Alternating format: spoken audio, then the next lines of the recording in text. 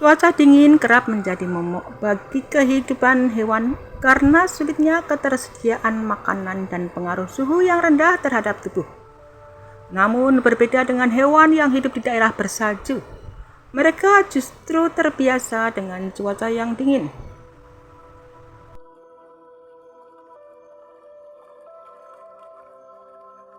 Lingkungan bersalju yang merupakan salah satu tempat paling keras di bumi, namun kawasan ini merupakan rumah bagi hewan yang kelangsungan hidupnya bergantung pada adaptasi yang luar biasa. Dari bulu dan lemak hingga perilaku cerdik seperti hibernasi, hewan salju diciptakan untuk bertahan hidup di iklim yang terdingin. Hewan-hewan tersebut dikenal sebagai cyanobacteria, yaitu organisme yang menyukai dan berkembang biak di salju. Penyesuaian hewan-hewan ini dalam bertahan di kondisi paling dingin ini menjadi hasil evolusi yang mengagumkan. Ada hewan yang dengan lapisan lemak tebal di bawah bulunya yang tembus cahaya. Hewan-hewan di iklim dingin tetap hangat, bahkan di lingkungan yang paling keras sekalipun. Ketika musim dingin di belahan bumi utara, musim panas di belahan bumi selatan, dan sebaliknya. Musim dingin biasanya membawa presipitasi yang tergantung pada iklim suatu wilayah, sebagian besar merupakan hujan ataupun salju. Momen titik balik matahari musim dingin adalah ketika elevasi matahari terhadap kutub utara atau selatan berada pada nilai paling negatifnya. Artinya matahari berada pada titik terjauhnya di bawah cakrawala jika diukur dari kutub. Dan hari terjadinya titik balik matahari ini memiliki siang terpendek dan malam terpanjang, dengan panjang siang bertambah dan panjang malam berkurang seiring berjalannya musim setelah titik balik matahari. Musim dingin atau musim salju merupakan musim terdingin dan tergelap sepanjang tahun di daerah beriklim sedang dan kutub. Musim dingin terjadi setelah musim gugur dan sebelum musim semi, karena kemiringan poros bumi yang menyebabkan terjadinya musim. Musim dingin terjadi ketika salah satu belahan bumi menjauh dari matahari, dan berbagai budaya didefinisikan sebagai tanggal yang berbeda sebagai awal musim dingin, dan beberapa menggunakan definisi berdasarkan cuaca. Salju yang merupakan bentuk padat air yang terjatuh ke bumi dari atmosfer atau awan yang telah membeku, menjadi kristal padat dan seperti hujan yang menutupi secara permanen atau sementara dari seluruh permukaan bumi. Sementara salju terdiri dari partikel uap air yang kemudian mendingin di udara atas, jatuh ke bumi sebagai kepingan empuk, putih dan seperti kristal lembut. Kepingan salju seperti kristal es. Di dunia, salju biasa terjadi pada negeri beriklim subtropis dan sedang. Namun ada juga daerah tropis yang bersalju, yakni di pegunungan Jayawijaya dan Barisan Sudirman di Papua, Indonesia. Selain itu, ada juga salju di Gunung Kilimanjaro, Tanzania, yang sekarang semakin menipis karena perubahan iklim dan pengemasan global. Pada suhu tertentu, salju biasanya meleleh dan hilang, dan proses saat salju atau es berubah secara langsung ke dalam uap air tanpa mencair terlebih dahulu, atau sering disebut sebagai menyublim. Sementara proses lawannya disebut sebagai pengendapan, yang saat salju membeku seringkali menjadi pecahan kecil yang disebut dengan kepingan salju. Salju merupakan prasyarat buat kegiatan olahraga musim dingin seperti ski dan kereta luncur. Badai salju terbentuk dan berkembang dengan memakan sumber kelembapan atmosfer dan udara dingin. Kepingan salju berinti di sekitar partikel di atmosfer dengan menarik tetesan air yang sangat dingin yang membeku dalam kristal berbentuk heksagonal. Kepingan salju memiliki berbagai macam bentuk. Yang paling besar adalah trombosit, jarum, kolom, dan rahim.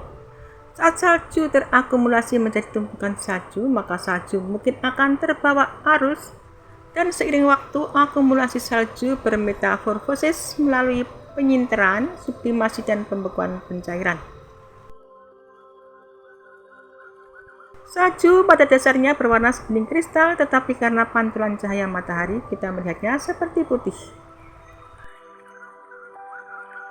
Jika iklim cukup dingin untuk terakumulasi dari tahun ke tahun, maka gletser dapat terbentuk. Namun jika tidak, maka salju biasanya mencair secara musiman, menyebabkan limpisan ke arah aliran sungai dan mengisi kembali air tanah. Sehingga daerah rawan salju utama mencakup wilayah kutub, separuh paling utara belahan bumi utara, dan wilayah pegunungan di seluruh dunia dengan kelembapan yang cukup dan suhu dingin. Di belahan bumi selatan, salju hanya terbatas di daerah pegunungan selain di Antartika. Awan salju biasanya terjadi dalam konteks sistem cuaca yang lebih besar. Yang paling penting adalah wilayah bertekanan rendah yang biasanya menggabungkan perenggangan hangat dan dingin sebagai bagian dari sirkulasinya. Dua sumber salju tambahan yang produktif secara lokal adalah badai akibat danau, yang juga akibat laut, dan pengaruh ketinggian terutama di pegunungan. Salju yang berkembang di awan yang merupakan bagian dari sistem cuaca yang lebih besar. Perkembangan kristal salju di awan dihasilkan dari serangkaian variabel kompleks yang mencakup kadar air dan suhu.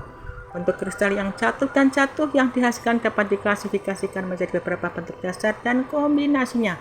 Kadang-kadang beberapa kepingan salju berbentuk piring, dendrit, dan bintang dapat berbentuk di bawah langit cerah dengan adanya inversi suhu yang sangat dingin.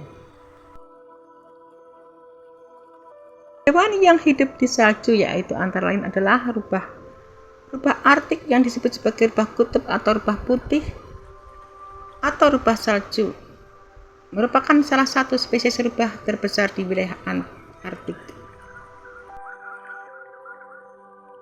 Musim dingin mungkin merupakan waktu yang menantang bagi manusia, tetapi ini hanyalah musim lain bagi beberapa hewan. Banyak sekali hewan yang hidup di salju, bahkan di iklim terdingin sekalipun.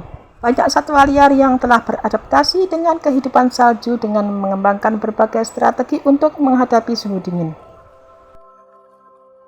Rubah ini memangsa beberapa hewan kecil seperti lemming, vul, dan burung laut.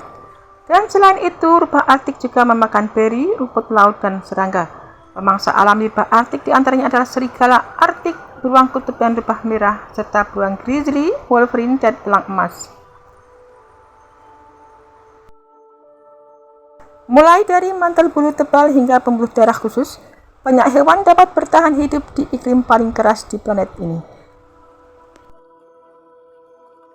Salju yang berasal dari awan yang membawa uap air ketika suhu di bawah titik beku. Ketika uap udara di atmosfer berkondensasi langsung melalui tanpa wujud tahap cair. Setelah kristal es terbentuk, dia menyerap dan membekukan uap air tambahan dari udara yang ada di sekitarnya. Lalu tumbuhlah kristal atau padat salju yang kemudian jatuh ke permukaan bumi.